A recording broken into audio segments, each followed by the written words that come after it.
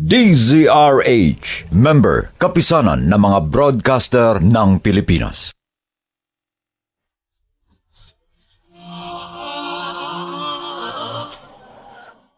Buong karangalang inihahandog ng DZRH para sa bagong milenyo ang isa pang magandang dula mula sa panulat at direksyon ni Salvador M. Royales. May pangako ang bukas. Wala ka ng karapatan dahil patong-patong ng atras mo. Malaking halaga ng nilustay mo. Pinagtangkaan mo rin pagsamantala ng kapatid ko. At higit sa lahat, ikaw ang dahilan kung bakit nawala si Papa. Kaya isinusumpa ko, ikaw ang sunod na paglalamayan. May pangako ang bukas. Kasaysayan ng mga kaluluwang lupaypay na ang pusong hapong-hapo sa tindi ng malabis na pagdurusa. Subalit sa kabila ng lahat, huwag kalilimutang paglipas ng isang dapit hapon ay sisikat ang araw na magsisilbing tanglaw sa sinumang tinakasan na ng kawalang pag-asa. Dahil sa likod ng mga hinagpis ay may naghihintay na ligaya. Sa bawat kabiguan ay may makakamit na tagumpay, laki pang pangarap na sa bawat himaymay ng laman ay muling mabuhay ang dugong nananalaytay sa mga ugat at unti-unting mauusal ang mainspirasyong mga katagang. May pangako ang bukas. May pangako ang bukas. Isa na namang natatanging dulang pangradyo na inyong aabangan at kalulugdan, mag-iiwan ng mga magagandang halimbawa at aral. May pangako ang bukas.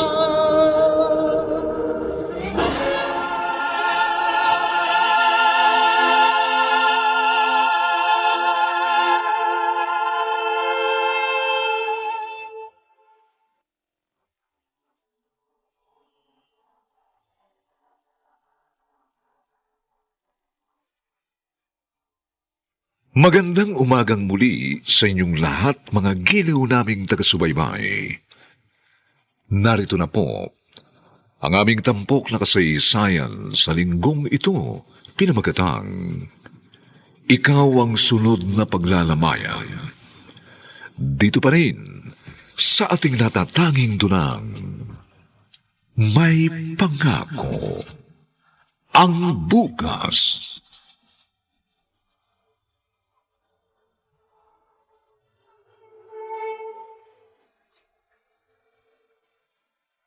Ayos itong mga dala mong pagkain.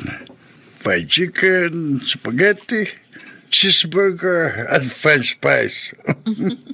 Sa wakas, nakakain din ako ng masarap. Dahan-dahan lang po. Baka mabulunan kayo. Teka, uminom muna kayo ng soft drinks. No.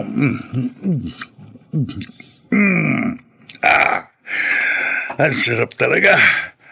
Ngayon lang uli nasayaran ng malamig na soft drink sa lalamunan ko. Sige po, Papa. Kain lang ng kain. Magpakabusog kayo. Nooy, talagang magpapakabusog ako. Dahil minsan lang ang ganito kasarap na pagkain. Bakit po? Ano ba pinapakain nila sa inyo? No, mga pagkain pampawala ng gana. Dahil walang lasa. Oh? Ate Roda? Ano ginagawa mo rito? Oy, nakikita mo naman, di ba? Pinapakain ko si Papa. Emily, halika. Saluhan mo ko. Ang sasarap nito kung dinalang pagkain ng ate mo. Diyos ko naman, ate. Alam mo naman bawal kay Papa ang mga ganyang pagkain. Pa, tama na po yan. Sandali. Huwag mo akong pigilan. Pero Pa! Ang bastos? Ano ba? Istorbo mo pagkain niya eh. Ikaw ang bastos dyan eh. Hindi mo ba alam, makakasama yan kay Papa yung ginagawa mo? Yung ginagawa niyong hindi mabuti. Dinejeta niyo si Papa. Ayan payat na nga eh. Dahil ginugutom niyo. Siya nga naman, Emily. Sawang-sawa na ako sa mga ipinakakain niyo sa akin. O sige pa, kung gusto ninyo magpakamatay, di bahala kayo. Tandaan nyo na pero tigas na ulo nyo. Kasi, Kung makapagsalita ka parang batang trato mo kay Papa. Wala kang galang. Nagiging suwail ka na? Ano ka mo? Suwail? Oo. Pwede ba umarap ka muna sa salamin para makita mo kung gaano kahaba yung sungay mo? Tama na yan.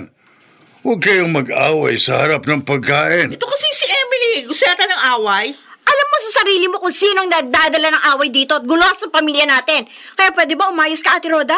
Dahil pag nalaman ni Kuya Zaldi itong ginagawa mo... Sige, pagtulungan niyo wala. ako. Hindi ko kayo uurungan, ano? Tama na sabi yan, ano ba? Wala ba kayong ibang gagawin kundi ang magbangayan? Tatatlo na nga lang kayo magkakapatid, hindi pa kayo magkasundo-sundo. Aba, magkasundo po kami ni Kuya Zaldi. Si ate lang naman pong kontrabida dahil sa spoiled sa inyo. Kinukonsintin ninyo, kaya lumaki ang ulo. Yan. Kulang yan to, sumusobra ka na talaga, ha? Papatulong kita. Ayaw ba talaga niyong paawat? Kapag hindi kayo tumigil, Bakit? sumasakit ang dibdib ko.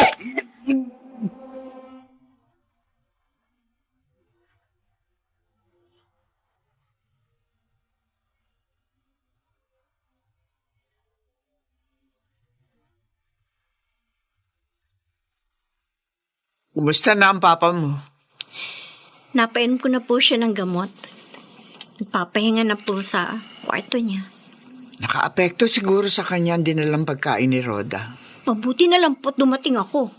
Kung nagkataon, baka naubos niyang lahat yun. Pasensya ka na. Nakatulog kasi ako kaya nasa lisihan ako ng ate mo.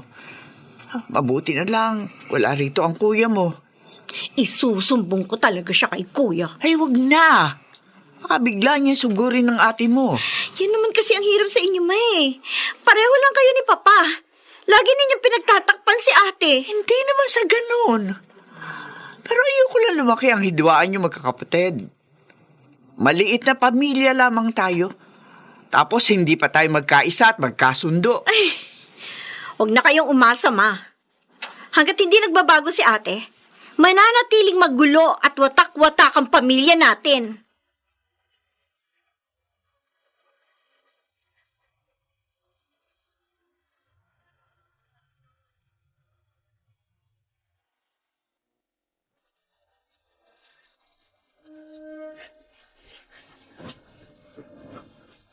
At ngayon, balikan natin ang tampok na kasaysayan sa ating dulang May Pangako ang Bukas.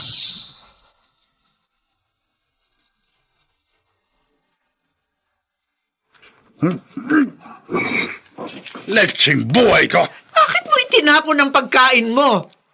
Ano ba problema mo? Sabi ko naman sa iyo, hindi yan ang pagkain gusto ko. Walang lasa. Sawang-sawa na ako. Puro naman kasi bawal sa'yo mga pagkain hinihingi mo eh. Wala akong pakialam. Basta iyon ang gusto ko. Doon na lamang ako kina Roda para masarap laging kinakain ko. Ano ka ba naman, Octavio? Gusto mo na ba talagang mamatay? Oo! Gusto ko na talagang mamatay para matapos ang paghihirap ko. Suko na ako. Pagod na ako. Bakit? Ikaw lang ba napapagod? Ikaw lang ba nahihirapan? Pagod na rin ako. Pagod na ako sa pag-aalaga at pag-iintindi sa'yo. Kaya pwede ba? Makisama ka naman. Ina nga eh. Pare-pareho lang tayong nahihirapan. Kaya tapusin na natin ang ating paghihirap. Hayaan mo na lamang akong mamatay para makapagpahinga na tayong lahat.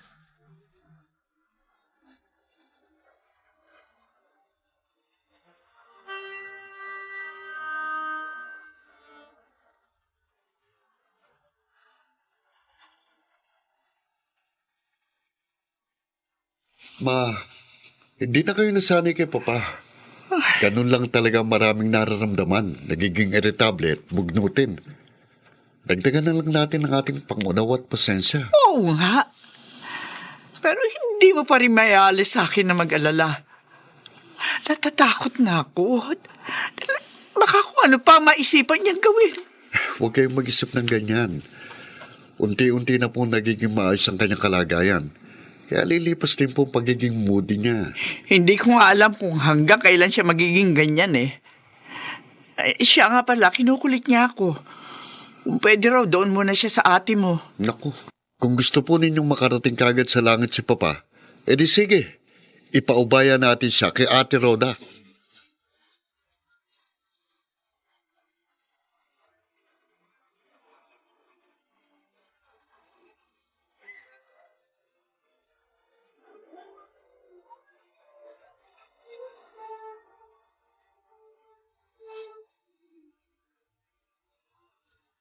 Anong ginagawa mo rito? Ay, naku, narito ka pala. Wrong timing pala ako. Walang right timing kapag ikaw ang pupunta. Wala kang karapatang pagbawalan ako, ha?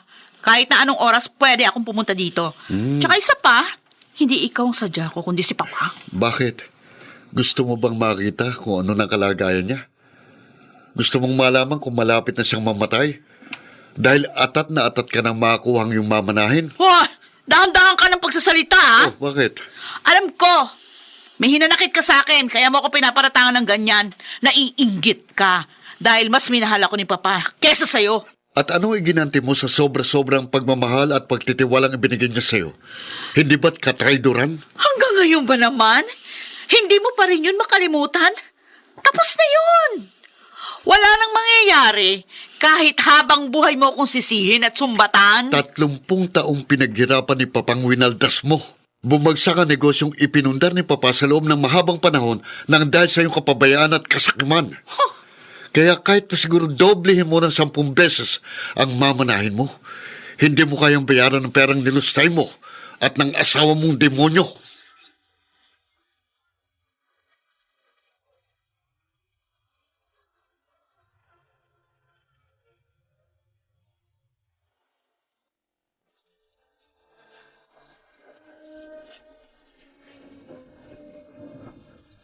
At ngayon, balikan natin ang tampok na kasaysayan sa ating dulang May Pangako ang Bukas.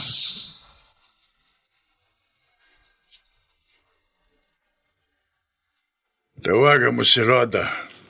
Sabihin mo, magbabakasyon ako sa kanila.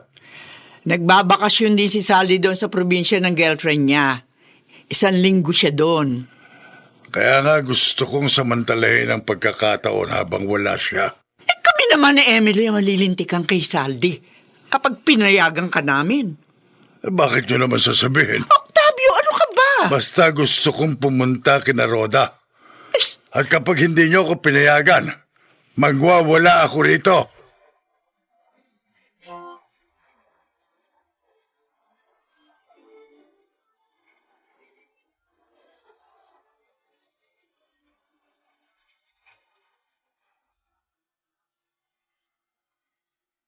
O, Hener, pupunta daw dito si Papa.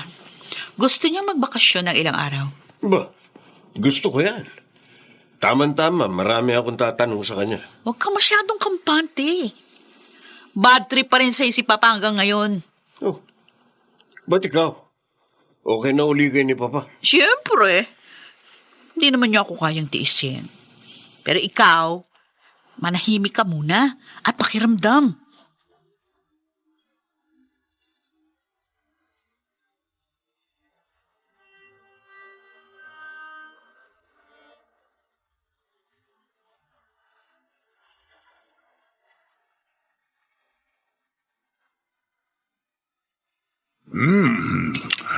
Ito ang gusto ko rito, Rhoda.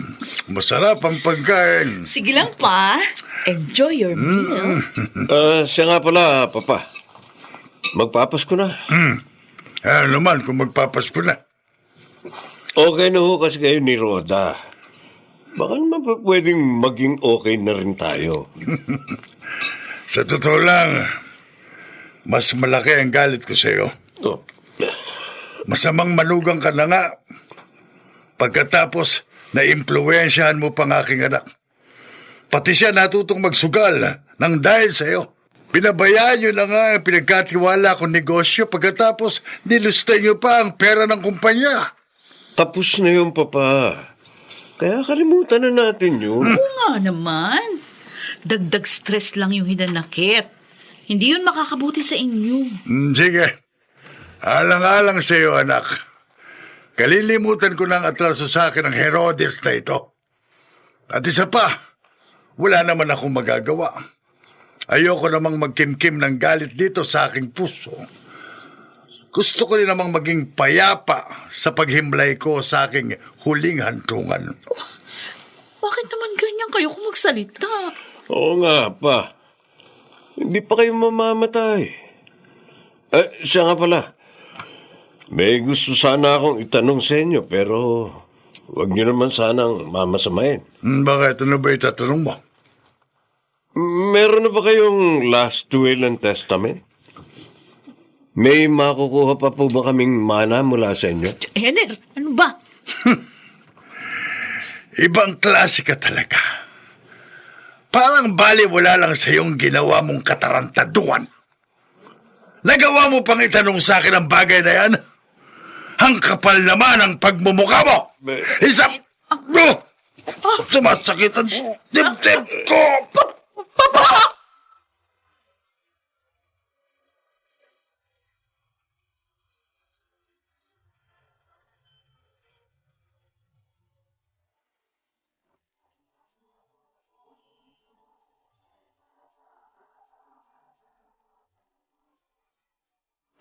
Anong kapalaran ang naghihintay kay Octavio? Tuluyan na nga kaya siyang mapahamak?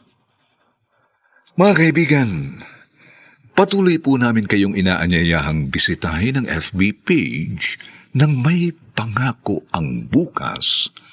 Nakahanda po kaming tugunan ang inyong mga mungkahi o suggestion para lalo naming mapaganda ang ating programa. Samantala, ang mga bituin ng radyo na nagbigay buhay sa ating pagtatanghal ay sina Rosana Villegas, Lionel Benjamin, Susan Robles, Chiquit del Carmen Amor, at si Phil Cruz sa papel na Zaldi. Nilapatan ang angkop na tunog ni Jerry Mutia sa musika ni Buboy Sanonga. Superbisyong teknikal ni na Eric Lucero at Bong Muyar. Ang kasaysayang ito'y mula sa panulat ni Toti Sandoval.